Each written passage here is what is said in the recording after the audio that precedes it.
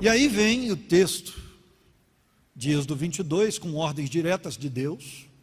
Deus aqui falando na primeira pessoa, nos ensinaram algumas coisas. O versículo 21 é muito claro no ensinamento. O que o versículo 21 que diz: não maltratem nem oprimam o estrangeiro, pois vocês foram estrangeiros no Egito. O que ele nos ensina? É que o nosso amor, o nosso carinho, a nossa boa ação, tudo aquilo que a gente vai desaguar de bom sobre uma outra pessoa, nada disso pode ser, ou pode acontecer, de uma forma regionalizada. O bem que apresentamos ao outro precisa ser um bem desregionalizado. É isso que ele está dizendo. Não olhe para as pessoas de uma maneira diferente, simplesmente porque essas pessoas, elas falam um outro idioma, têm um outro sotaque, nasceram em outro lugar, não fazem parte do país de vocês. Esse foi o sentimento que alimentou a Junta de Missões Nacionais, quando a Junta de Missões Nacionais viu aquelas famílias afegãs tentando entrar naquele avião e caindo pelo aeroporto afora, morrendo. A Junta de Missões, quando viu aquilo, falou: nós não podemos ficar de braços cruzados diante dessa catástrofe. E Deus, ao mesmo tempo, estava colocando na mão ou no coração de um servo de Deus, o desejo de ceder sua propriedade, que diante da pandemia estava parada, para a Junta de Missões Nacionais receber os afegãos. E hoje o projeto Minha Vila, Minha Pátria é um projeto extraordinário, onde nós estamos agora, na fase 2, estamos reinserindo essas pessoas na comunidade brasileira, colocando essas pessoas dentro de um projeto maior, dando uma nova pátria para elas, tratando com amor, com carinho, independentemente se elas vão se converter ou não, simplesmente por amor. Claro que nós estamos pregando para elas, lógico.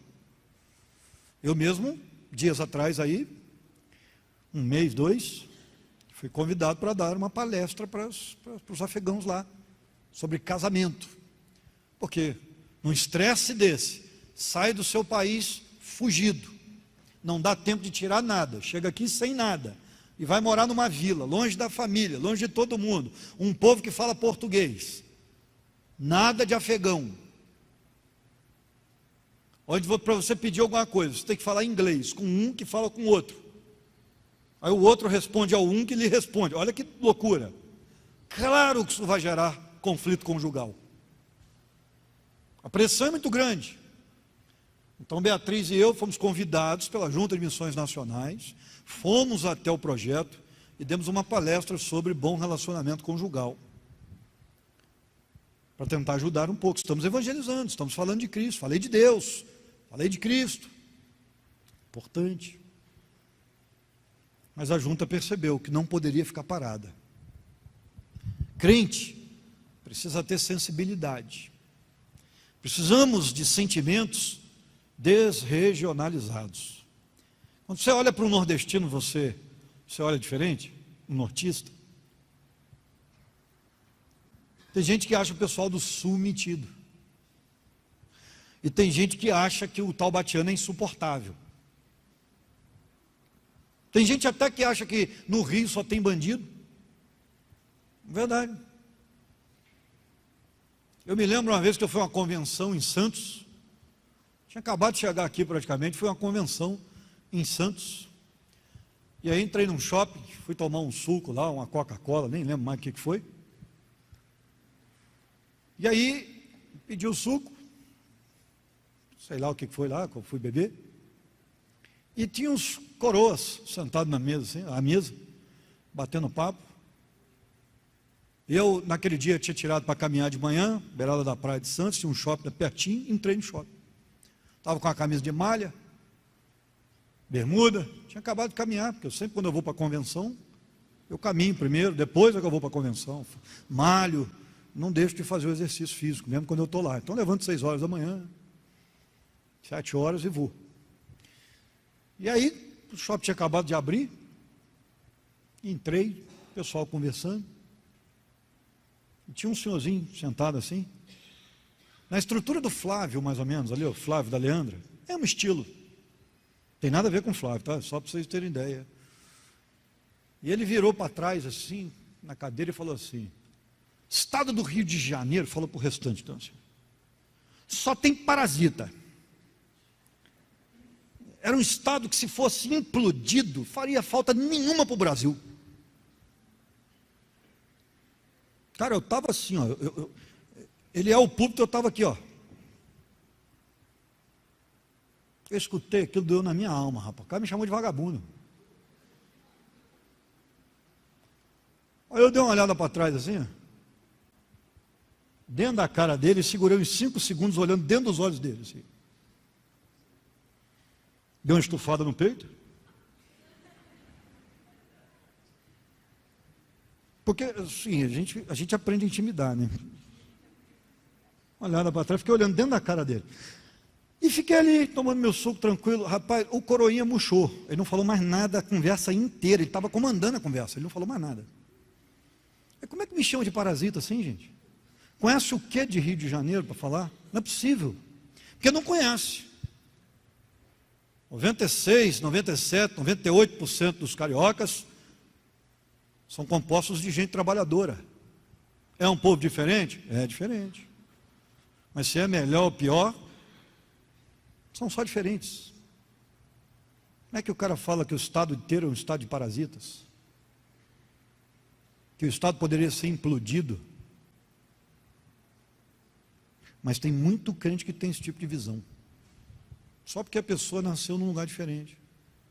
Só porque no Rio de Janeiro tem mais buraco nas ruas do que em São Paulo, parece que o estado é um lixo.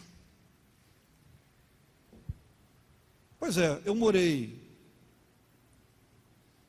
e agora? 39 anos no Rio de Janeiro. Nunca fui roubado. Eu fui roubado em São Paulo agora. Você não acha isso estranho? Gente, ladrão tem em todo lugar. Não estou dizendo que não tem bandido no Rio de Janeiro. Tem, eu mesmo fui um. Mas nunca me roubaram lá, nunca entraram na minha casa. Tentaram entrar na minha casa aqui.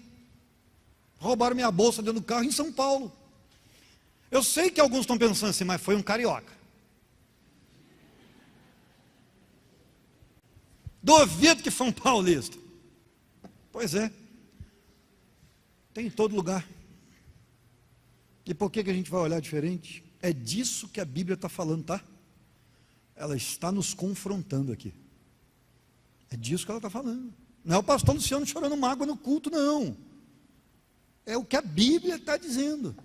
Que o sentimento do cristão precisa ser desregionalizado. Sabe por quê? Porque senão você já cria uma situação no coração impeditiva e não abre o coração para conhecer outras pessoas e que podem abençoar muito a sua vida. Pessoas que você também vai poder abençoar demais. Mas se você já chega com uma grade entre você e a pessoa, esse relacionamento já é prejudicado. E o desejo de Deus é que nenhum relacionamento nosso seja prejudicado. Que nós consigamos conviver bem com todo mundo. Gente, eu já estive em Belém do Pará. Que povo lindo, maravilhoso, Belém do Pará. Tomei um sorvete em Belém do Pará, que eu duvido que é um carioca que inventou aquele negócio. Foi um nortista que inventou aquele negócio. Sorvete chamado Cairu, de castanha do Pará. Meu querido, fiquei sem jantar 3 noites, só tomando sorvete. Quando eu cheguei aqui, eu estava uma bola, quer dizer, maior ainda. A Bia falou, não vai jantar não, vou só tomar esse sorvete, porque eu não vou voltar aqui tão cedo na minha vida. E agora o sorvete Cairu ganhou, acho que o segundo melhor sorvete do mundo.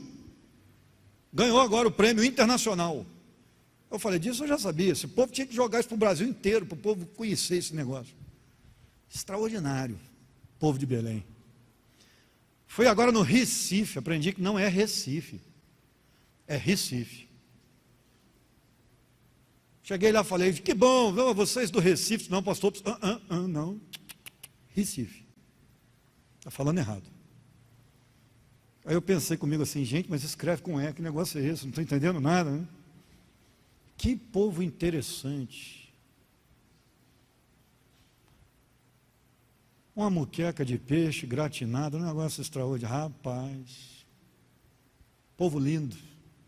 Recebi um convite hoje de manhã, me tocou o telefone, pastor Luciano, outro furo que eu dei.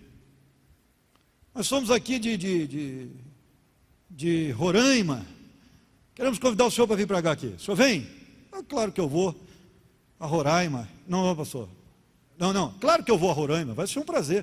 Pastor, o senhor não ouviu bem, Roraima. Olha que delícia, rapaz. A gente não consegue nem falar a mesma língua no Brasil, de tanta diversidade que nós temos. Aí eu falei, vamos marcar uma reunião então, porque eles queriam marcar uma reunião para me explicar o tema e tal. Em dezembro eu vou estar em Roraima. Fechamos hoje. Vou pregar lá no Congresso da Bíblia, em Roraima. E aí, eu já gostei do casal de cara, porque o casal falou comigo assim, nós vamos cuidar do senhor como se o senhor fosse um bebê. Porque isso aqui é quente, pastor, mas é quente. Pense no quente, isso aqui é quente. Mas o povo de Roraima também é caloroso. Então, nós vamos cuidar do senhor, o senhor vai se sentir um rei aqui. Eu falei, já estou me sentindo. Que povo lindo, já gostei do povo.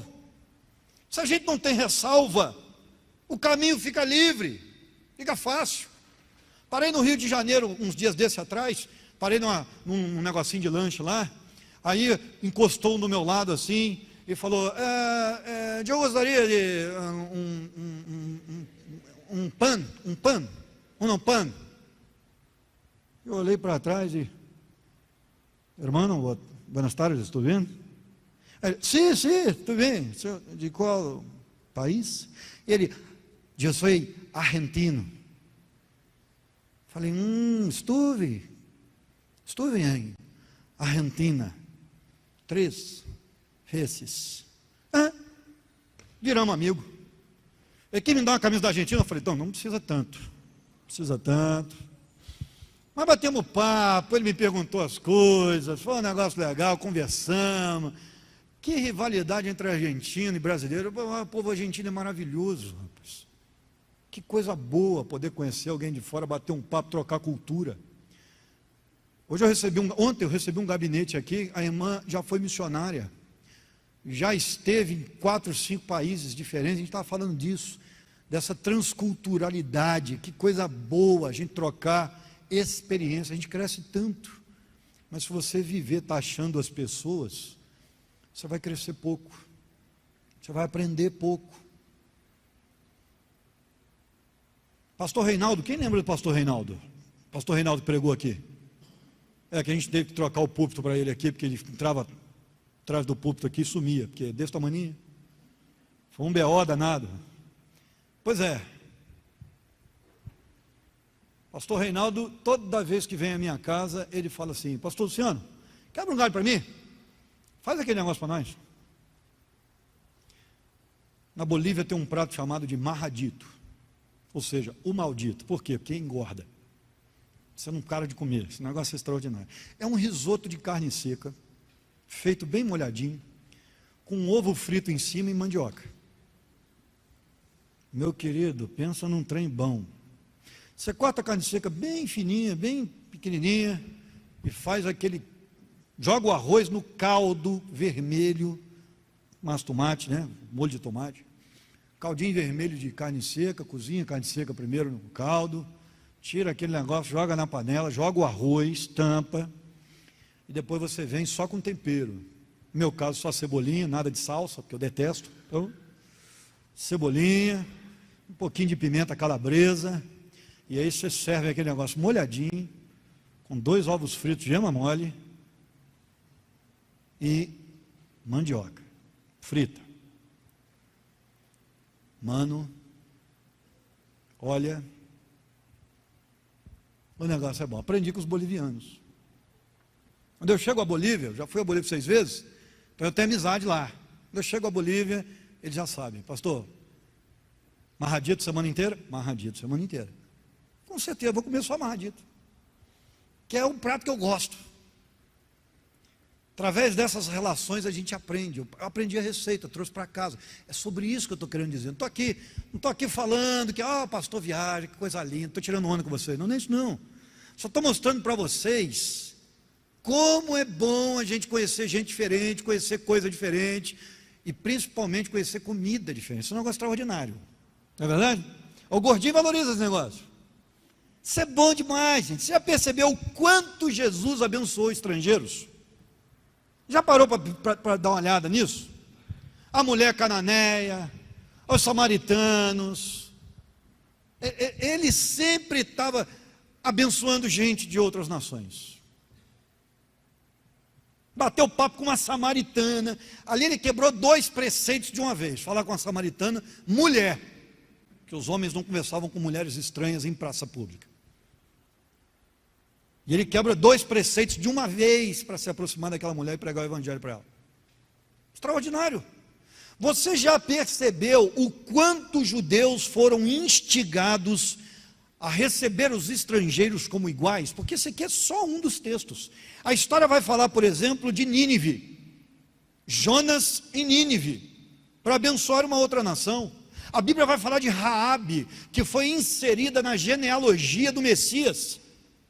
E de Ruth, a moabita, a mesma coisa, inserida na genealogia de Jesus, para dizer que o Deus Todo-Poderoso criou todos os seres. É um Deus desregionalizado. Ama todo mundo. E para nos lembrar, o texto vai dizer claramente assim: e vocês, judeus aí, meu povo, antes de maltratarem o estrangeiro, lembrem-se de que vocês foram estrangeiros no Egito. Era gostoso? É como se ele dissesse isso. Vocês gostaram? Foi bom? Não, sofreram lá. E vocês vão fazer o mesmo? Vocês já passaram por isso. É um capítulo triste da história de vocês. Vocês vão querer o mesmo para os outros? Isso é correto? É ético? Não, não é, querido. Porque é ruim estar longe do país da gente. Eu cheguei em Londres, eu não conseguia pedir uma Coca-Cola. Precisava de ajuda. Eu não falo inglês. Eu comprei um sanduíche na viagem de Israel, lá em Israel. A mulher falou um negócio comigo em inglês, eu não entendia o que ela estava falando. Aí tive que chamar a mocinha que estava com a gente na caravana. Dá uma moral para mim aqui, porque ela me fez a pergunta 3 vezes, eu não consigo entender, ela está olhando para mim aqui, eu não entendo nada. Aí a menininha brasileira que falava inglês disse: pastor, ela está te perguntando se pode te dar o troco em shekel, porque você deu em dólar, ela quer dar o troco na moeda deles. Tudo bem para o senhor? Eu falei: tudo bem, pode me dar até em real, não tem problema não, está tudo certo. Esse é o problema mesmo, tranquilo. É ruim, você não entende nada do que o outro fala, é um negócio complicado, você não está no seu país, a comida é diferente, você já tem que lidar com um monte de coisa, e você ainda vai ter que lidar com a rejeição do povo, e pior ainda, com a rejeição do cristão. Inadmissível. É isso que a Bíblia está dizendo, porque isso aqui é aplicado agora para a gente, cristão. Alguns anos atrás eu me lembrei desse mandamento. Já li a Bíblia algumas vezes, então esse mandamento sempre esteve na minha cabeça. Respeitar o estrangeiro. Sempre é um dos mandamentos que eu guardo, assim, sempre. E a gente estava aqui, terminou o culto de quarta-feira, o André estava aqui com a gente, e a gente ficou para trás, para resolver alguma questão aqui, André e eu. E aí, de repente, entrou um camarada pela porta ali, estava tudo aberto ainda. Ele entrou, não lembro se ele já estava no culto, se ele entrou depois, eu sei que ele veio me procurar aqui na frente.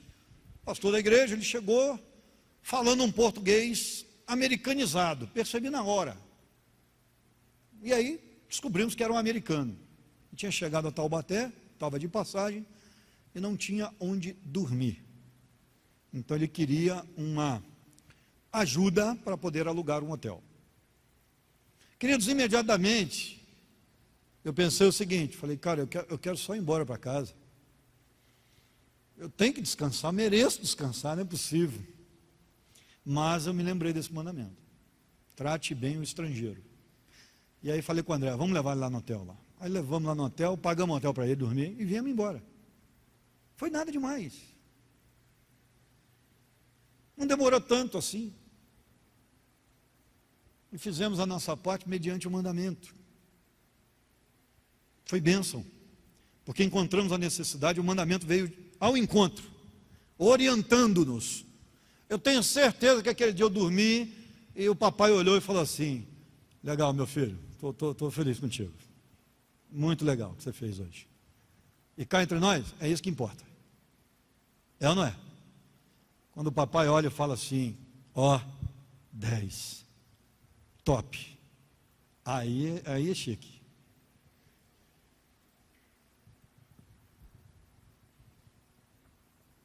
Bem, segundo lugar, versículos 22 a 23.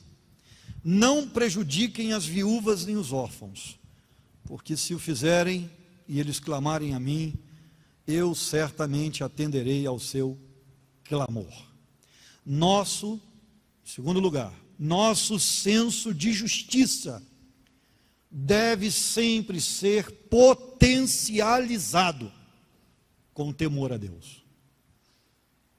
Olha o que Deus está dizendo.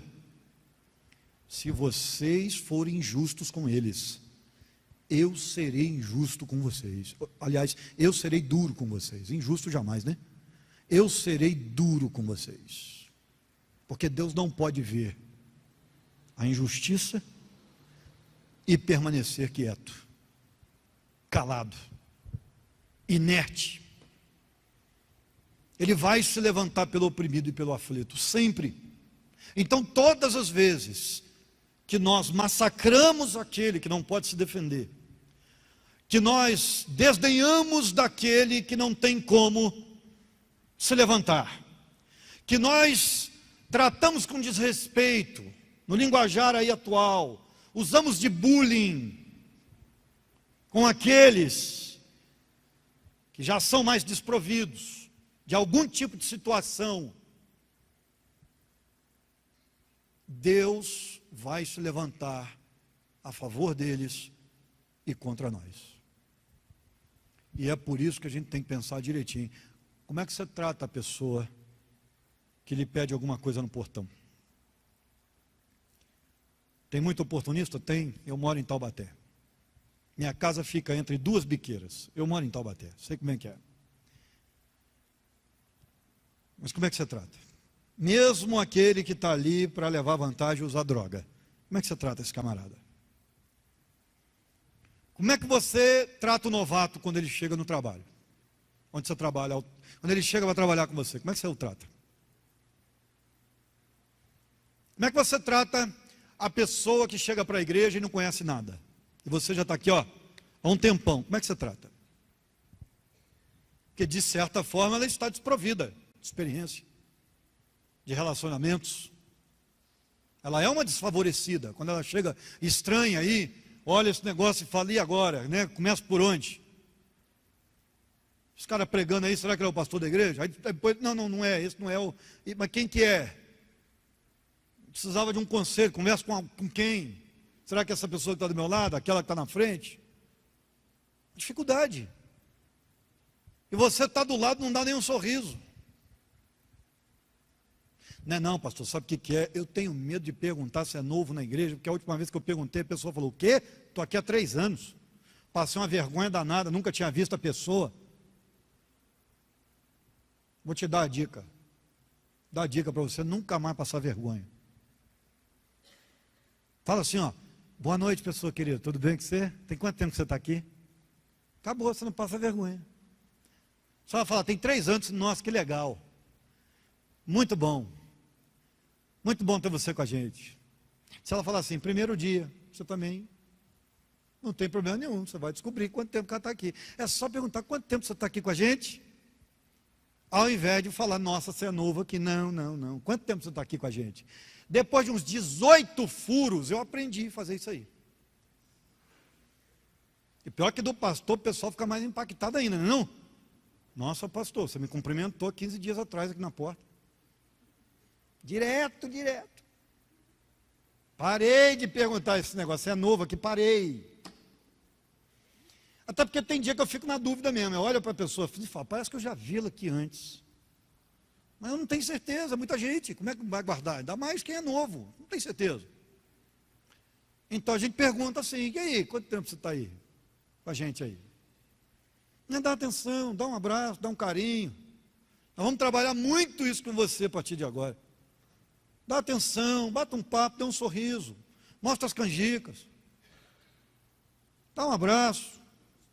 Isso é importante. A igreja tem que demonstrar amor, tem que demonstrar afeto. Graças a Deus, irmãos, graças a Deus, eu estou recebendo informações auspiciosas. Graças a Deus. Cada vez mais pessoas estão reclamando menos. Porque antigamente, pastor, olha, o senhor é legalzinho e tudo e tal, mas a igreja é muito fria, pastor. A gente chega aqui, ninguém olha para a gente, ninguém dá uma boa noite, é muito estranho isso. Eu cheguei à cidade agora, eu não sou de São Paulo, não estou acostumado com isso. Isso está acabando. Amém, irmãos? Graças a Deus, está acabando isso. Porque antigamente, igual hoje eu recebi um camarada aqui no gabinete, e ele chegou com esse papo assim, né? Estou muito feliz aqui, pastor e tal, e a igreja é muito legal, e aí ele me contou duas coisas que eu achei assim muito legais, assim, e não é segredo não, que ele me contou, ele está feliz de contar. Primeiro que ele falou comigo assim, a igreja, pastor, foi muito receptiva comigo, porque eu já estava me preparando para prepará-lo. Eu sempre fiz isso. Não estranha não, o povo é meio tímido, meio recatado, mas não é tudo gente boa, não é que os caras são antipáticos não, porque eles não são. Depois que você conhece, fica mais fácil. Eu sempre fiz esse meio de campo, né? Porque o cara chega do Rio, é outra pegada, pastor. Como eu disse para você, no Rio a gente bota um portãozinho no muro do cara. Porque ele fala assim, vou viajar 5 dias, olha a minha calopsita para mim. Aí você pega a chavinha que você tem, você abre o portão do cara, entra no quintal dele e trata da calopsita. E aí você fica sabendo que ele vai chegar na sexta, você abre a casa dele, pega a carne dele, faz o churrasco e espera ele para o almoço. Isso é normal para nós. Isso aqui em São Paulo seria assim, livro das heresias. Um negócio impensável, né? Não tem sentido isso, o povo é louco. Mas para nós isso é normal. Então, eu tenho que fazer esse meio de campo. Quando chega um carioca, eu fico com pena. Porque, cara, o negócio aqui é diferente, tem que, né? Mas não, o cara já chegou assim, pastor, fui muito bem recebido. Eu fiquei assim, ai, graças a Deus, está acontecendo. Glória a Deus, o povo tá mais atencioso, que legal. Aí, de repente, ele falou assim, outra coisa, as minhas filhas adoraram a campa dentro. Os jovens receberam as minhas filhas com amor, com carinho. Pastor, estou maravilhado. Eu falei, como assim? Não, peraí, só um minutinho, jovens? Porque a nossa grande dificuldade eram os jovens, há uns anos atrás. Vamos falar a verdade, sou pastor da igreja, eu sei onde o calo aperta. Tanto é que eu tenho pegado no pé da liderança dos jovens o tempo todo com isso. Porque os jovens não conseguiam enturmar novos jovens. Eles tinham grandes dificuldades com isso. E eu falei, é mesmo? Aí eu fiquei igual o pai bobo. Falei, conta mais, conta mais. Conta mais, como é que foi isso? Não, é porque eles chegaram aí, olha, trataram as minhas meninas, foi um negócio muito legal. Eles adotaram as minhas meninas. Quase que eu falei para ele, dá para contar de novo? Porque eu estava numa alegria, estava num orgulho assim, santo, uma coisa tão legal. Que bênção. Porque nós precisamos fazer isso, é bíblico. Olhar para o diferente, o novato, o desfavorecido, aquele que você é obrigado a ensinar no trabalho.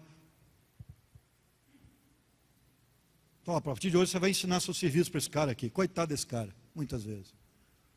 Porque o cara não tem paciência nenhuma de ensinar alguma coisa para a pessoa crescer na empresa. Ah, não, amanhã toma meu emprego. Rapaz, quem emprega você é Deus. Quem paga o seu salário é Deus. Porque se ele falar assim, a partir de hoje, acabou. Você é demitido por justa causa, se bobear. Então é Deus quem mantém você. Ele prometeu sustentar você. Você pode ficar tranquilo. Pode fazer o bem ao outro com tranquilidade. Você já pensou eu com Cleção aqui, com Evaí, com Lucas? Não vou ensinar tudo que eu sei para vocês não. Gente, amanhã eu não estou aqui mais. Só porque é com medo de alguém desenvolver mais do que eu. Eles têm que se desenvolver mais do que eu. Porque eles têm toda a informação que eu estou dando e tem as que eles vão buscar a parte ainda. Então eles vão saber mais do que eu mesmo. Eles só não têm mais tempo. E aí eu ganho vantagem no tempo. Mas eles têm que se desenvolver, têm que saber mais mesmo. É importante que tenhamos essa visão de abençoar o outro. O que Deus promete aqui, aos que quebram este mandamento, é um negócio perigoso. Tenha temor, tome cuidado. E são vários os textos na Bíblia. Está com a caneta aí? Está com o celular? Alguma coisa? Quer anotar para você dar uma lidinha em casa? Eu ia ler aqui, mas não vai dar tempo. Já estou pregando há quase 40 minutos. Eu tenho que terminar. Mas ó, Deuteronômio 10, 17 a 19. Deuteronômio 24, 19 a 22. Levítico 19, 9 a 10. Deuteronômio 14, 28 e 29. Êxodo 23, 11 e 12. Êxodo 22, 23 e 24. Vários textos na lei de Deus, que nos ensinam a cuidar daqueles que não podem cuidar de si mesmos, que não podem se defender, que são frágeis. A sociedade que despreza a justiça social vai cair sob julgamento de Deus. Pode ter certeza disso. O que você tem feito pelos menos favorecidos? Essa é a pergunta que eu quero deixar para você, e pensando em aqui na conclusão, já terminar isso. O que é que você tem feito para abençoar pessoas que dependem de ajuda? Ajude alguém que você sabe que precisa. Traga mantimento. Coloque naquela cesta ali, que a gente distribui para você, que a gente conhece gente que precisa. A gente conhece. Elas batem na porta aí toda quinta-feira buscando alimento. E olha que a gente vasculha para saber se está precisando mesmo. Para a gente não ser ludibriado.